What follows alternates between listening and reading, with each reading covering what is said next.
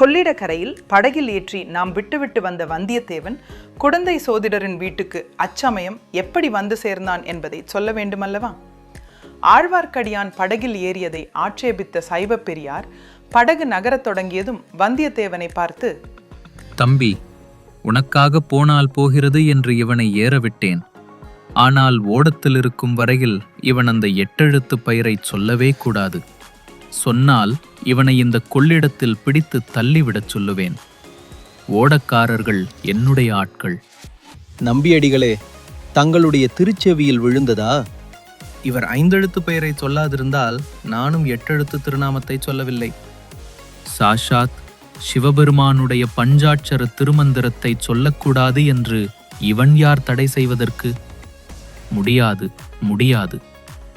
ஆழ்வார்க்கடியான் உரத்த குரலில் பெருமாள் பாட்டு பாடத் தொடங்கினான். சிவ சிவ சிவா என்று சைவர் 2 காதிலும் கைவிரலை வைத்து அடைத்து கொண்டார். ஆழ்வார்க்கடியான் வந்தியத்தேவனை பார்த்து, தம்பி, நீயே அந்த வீர சைவரை கொஞ்சம் கேள். இவர் திருமாலின் பெயரை கேட்பதற்கே இவ்வளவு கஷ்டப்படுகிறாரே. ஸ்ரீரங்கத்தில் பள்ளி கொண்டிருக்கும் பெருமாளின் பாத கமலங்களை அலம்பிவிட்டுத்தான் இந்த கொள்ளிட நதி கீழே வருகிறது. பெருமாளின் பாதம் பட்ட தீர்த்தம் புண்ணிய தீர்த்தம் என்றுதானே சிவபெருமான் திருவானைக்காவலில் அந்த தண்ணீரிலேயே மூழ்கி தவம் செய்கிறார் என்று சொல்லுவதற்குள்ளே சைவ பெரியார் மிக வெகுண்டு ஆழ்வார்க்கடியான் மீது பாய்ந்தார். படகில் ஓரத்தில் 2 பேரும் கைகலக்கவே படகு கவிழ்ந்து விடும் போலிருந்தது. ஓடக்காரர்களும் வந்தியத்தேவனும் குறுக்கிட்டு அவர்களை விலக்கினார்கள். பக்த சிரோமணிகளே, நீங்கள் இருவரும் இந்த கொள்ளிட வெள்ளத்திலே விழுந்து நேரே மோட்சத்துக்கு போக ஆசைப்படுவதாக தோன்றுகிறது.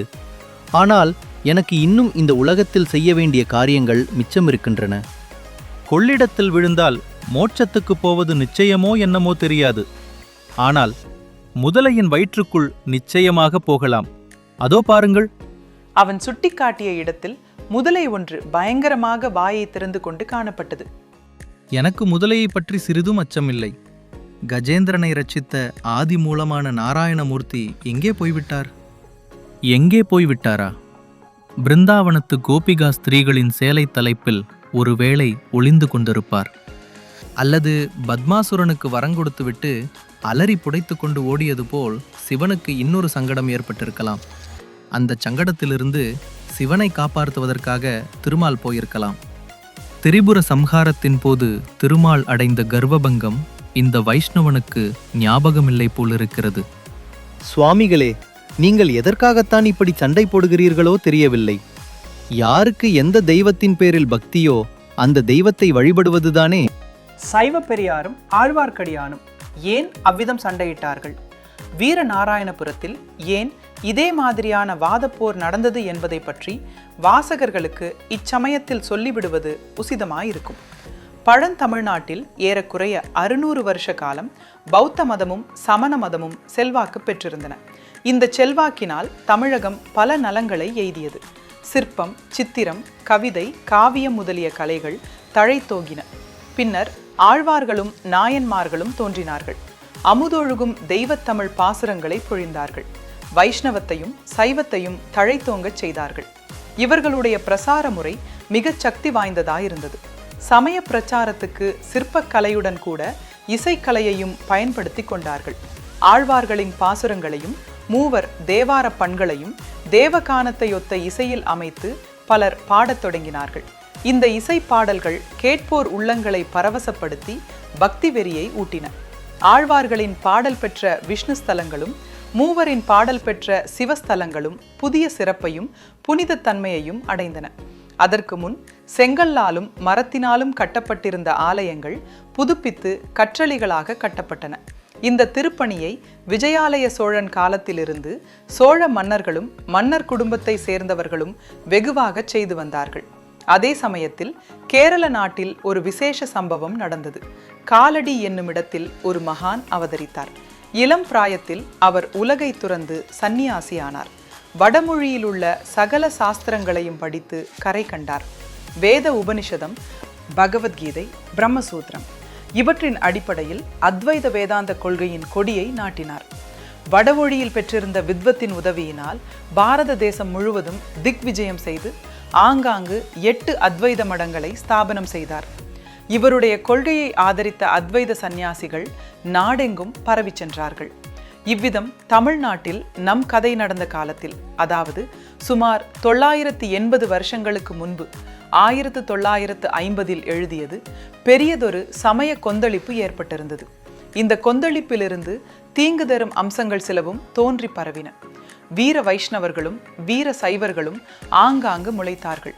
இவர்கள் கண்ட இடங்களிலெல்லாம் சண்டையில் இறங்கினார்கள். இந்த வாத போர்களில் அத்வைதிகளும் கலந்து கொண்டார்கள்.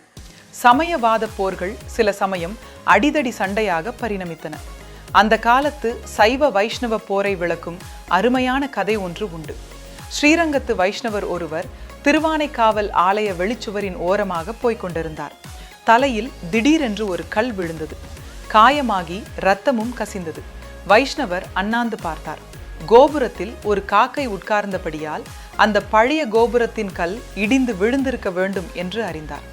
உடனே அவருக்கு காயமும் வலியும் மறந்து போய் ஒரே குதூகலம் உண்டாகிவிட்டது. ஸ்ரீரங்கத்து வீர வைஷ்ணவ காக்காயே, திருவானைக்காவல் சிவன் கோயிலை நன்றாய் இடித்து தள்ளு என்றாராம். அந்த நாளில் இத்தகைய சைவ வைஷ்ணவ வேற்றுமை மனப்பான்மை மிக பரவியிருந்தது.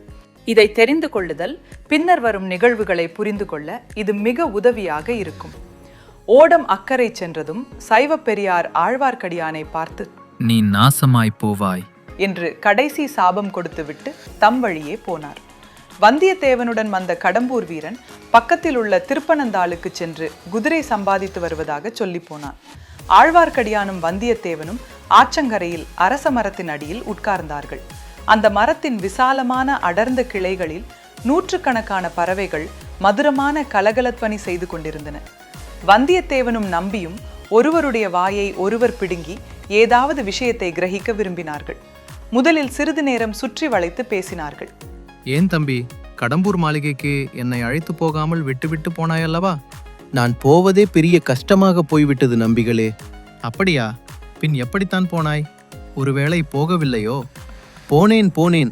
ஒரு காரியத்தை உத்தேசித்து விட்டால் பின்வாங்கி விடுவேனோ? வாசற்காவலர்கள் தடுத்தார்கள். குதிரையை ஒரு தட்டு தட்டி உள்ளே விட்டேன்.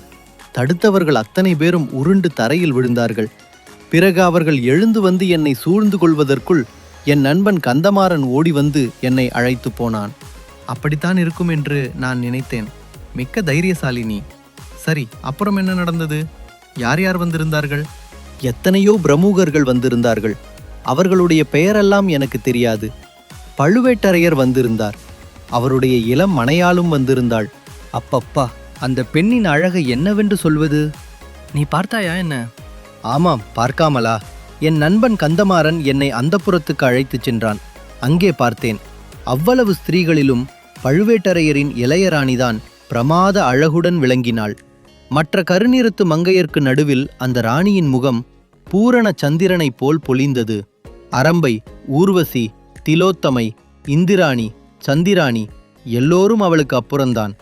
அடே அப்பா, ஒரே அடியாக வர்ணிக்கிறாயே. பிறகு என்ன நடந்தது? குறவை கூத்து நடந்ததா? நடந்தது. மிகவும் நன்றாயிருந்தது. அப்போது உம்மை நினைத்து கொண்டேன். எனக்கு கொடுத்து வைக்கவில்லை. இன்னும் என்ன நடந்தது? வேலநாட்டம் நடந்தது. தேவராளனும் தேவராட்டியும் மேடைக்கு வந்து ஆவேசமாக ஆடினார்கள். சன்னதம் வந்ததா? ஏதாவது வாக்கு சொன்னார்களா? ஆகா, நினைத்த காரியம் கைகூடும், மழை பெய்யும், நிலம் விளையும் என்றெல்லாம் சன்னதக்காரன் சொன்னான். அவ்வளவுதானா?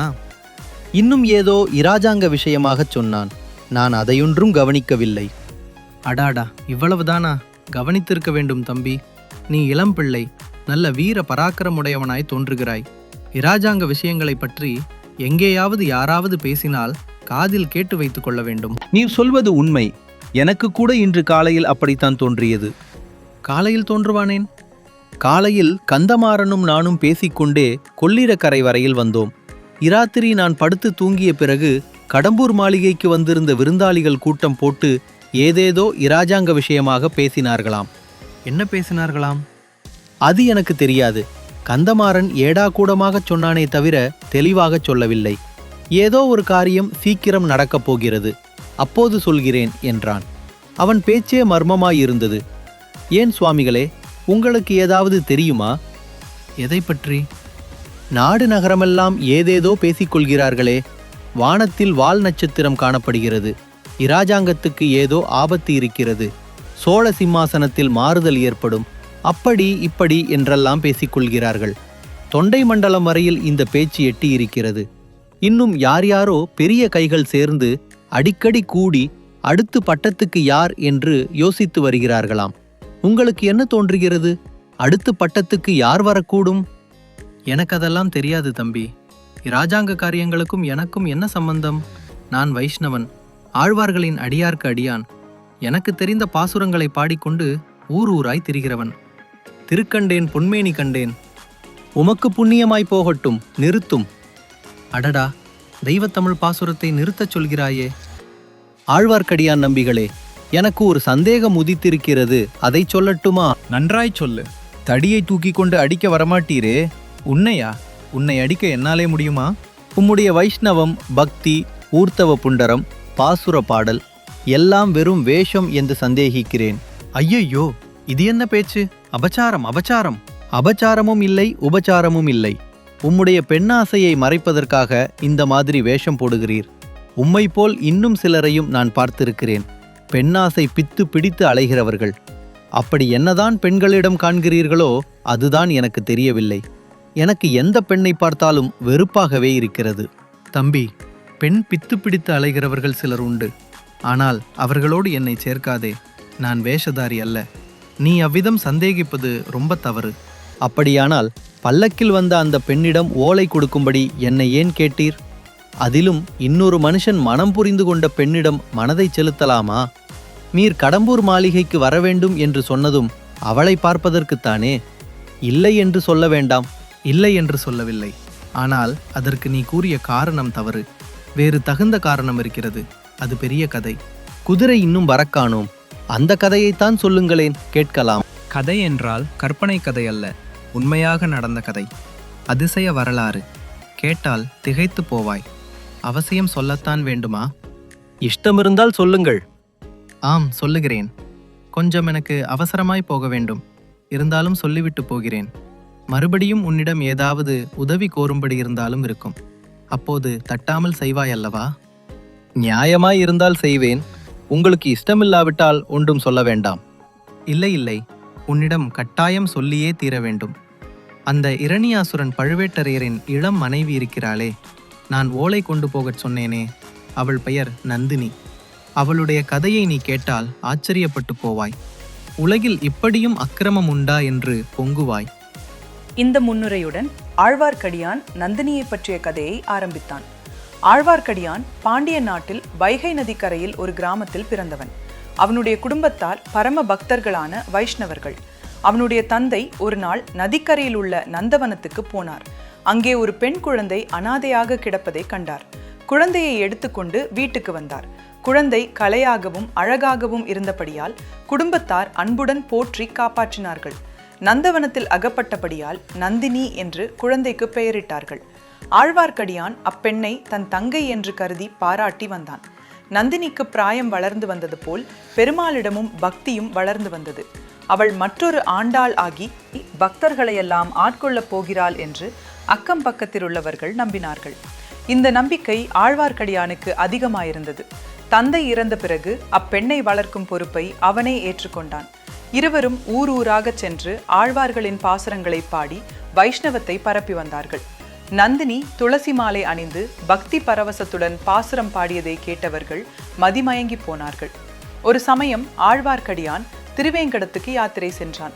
திரும்பி வர காலதாமதமாகிவிட்டது. அப்போது நந்தினிக்கு ஒரு விபரீதம் நேர்ந்து விட்டது. பாண்டியர்களுக்கும் சோழர்களுக்கும் இறுதி பெரும்போர் மதுரைக்கு அருகில் நடந்தது. பாண்டியர் சேனை சர்வ நாசம் அடைந்தது. வீரபாண்டியன் உடம்பெல்லாம் காயங்களுடன் போர்க்களத்தில் விழுந்திருந்தான். அவனுடைய அந்தரங்க ஊழியர்கள் சிலர் அவனை கண்டுபிடித்து எடுத்து உயிர் தப்புவிக்க முயன்றார்கள். இரவுக்கிரவே நந்தினியின் வீட்டில் கொண்டு வந்து சேர்த்தார்கள். பாண்டியனுடைய நிலைமையை கண்டு மனமிறங்கி நந்தினி அவனுக்கு பணிவிடை செய்தாள். ஆனால் சீக்கிரத்தில் சோழ வீரர்கள் அதை கண்டுபிடித்து விட்டார்கள். நந்தினியின் வீட்டை சூழ்ந்து கொண்டு உட்புகுந்து வீரபாண்டியனை கொன்றார்கள். நந்தினியின் அழகை கண்டு மோகித்து பழுவேட்டரையர் அவளை சிறைப்பிடித்து கொண்டு போய்விட்டார். இது 3 வருஷத்துக்கு முன்னால் நடந்தது. பிறகு ஆழ்வார்க்கடியான் நந்தினியை பார்க்கவே முடியவில்லை. அன்று முதல் ஒரு தடவையேனும் நந்தினியை தனியே சந்தித்து பேசவும் அவள் விரும்பினால் அவளை விடுதலை செய்து கொண்டு போகவும் ஆழ்வார்க்கடியான் முயன்று கொண்டிருக்கிறான். இதுவரையில் அம்முயற்சியில் வெற்றி பெறவில்லை. இந்த வரலாற்றை கேட்ட வந்தியத்தேவனுடைய உள்ளம் உருகிவிட்டது. கடம்பூர் மாளிகையில் பல்லக்கில் இருந்தது நந்தினி இல்லை என்றும் இளவரசன் மதுராந்தகன் என்றும் ஆழ்வார்க்கடியானிடம் சொல்லிவிடலாமா என்று ஒரு கணம் யோசித்தான். பிறகு ஏதோ ஒன்று மனத்தில் தடை செய்தது. ஒருவேளை இந்த கதை முழுதும் ஆழ்வார்க்கடியானின் கற்பனையோ என்று தோன்றியது. ஆகையால் கடம்பூர் மாளிகையில் தான் அறிந்து கொண்ட இரகசியத்தை சொல்லவில்லை. அப்போது சற்று தூரத்தில் கடம்பூர் வீரன் குதிரையுடன் வந்து கொண்டிருந்தான். தம்பி, எனக்கு நீ உதவி செய்வாயா? நான் என்ன உதவி செய்ய முடியும்? பழுவேட்டரையர் இந்த சோழ பேரரசையே ஆட்டுவிக்கும் ஆற்றல் உடையவர். நானோ ஒரு செல்வாக்குமில்லாத தன்னந்தனி ஆள். என்னால் என்ன செய்ய முடியும்? நம்பிகளே, இராஜாங்க காரியங்களை பற்றி உமக்கு ஒன்றுமே தெரியாது என்றா சொல்கிறீர்கள்? சுந்தர சோழ மகாராஜாவுக்கு ஏதாவது நேர்ந்து விட்டால் அடுத்த பட்டத்துக்கு உரியவர் யார் என்று உம்மால் சொல்ல முடியாதா? இப்படி கேட்டுவிட்டு அடியானுடைய முகபாவத்தில் ஏதாவது மாறுதல் ஏற்படுகிறதா என்று வந்தியத்தேவன் ஆவலுடன் பார்த்தான். லவலேசமும் மாறுதல் ஏற்படவில்லை. அதெல்லாம் எனக்கு என்ன தெரியும் தம்பி? குடந்தை ஜோசியரை கேட்டால் ஒருவேளை சொல்வார். ஓஹோ, குடந்தை சோதிடர் உண்மையிலே அவ்வளவு கெட்டிக்காரர் தானா? அசாத்திய கெட்டிக்காரர். சோதிடமும் பார்த்து சொல்வார், மனதையும் அறிந்து சொல்வார். உலக விவகாரங்களை அறிந்து அதற்கேற்பவும் ஆருடம் சொல்லுவார். அப்படியானால் அவரை பார்த்துவிட்டு போக வேண்டியதுதான் என்று வந்தியத்தேவன் மனதில் தீர்மானித்துக் கொண்டான். ஆதி காலத்திலிருந்து மனித குலத்துக்கு வருங்கால நிகழ்ச்சிகளை அறிந்து கொள்வதில் பிரேமை இருந்து வருகிறது.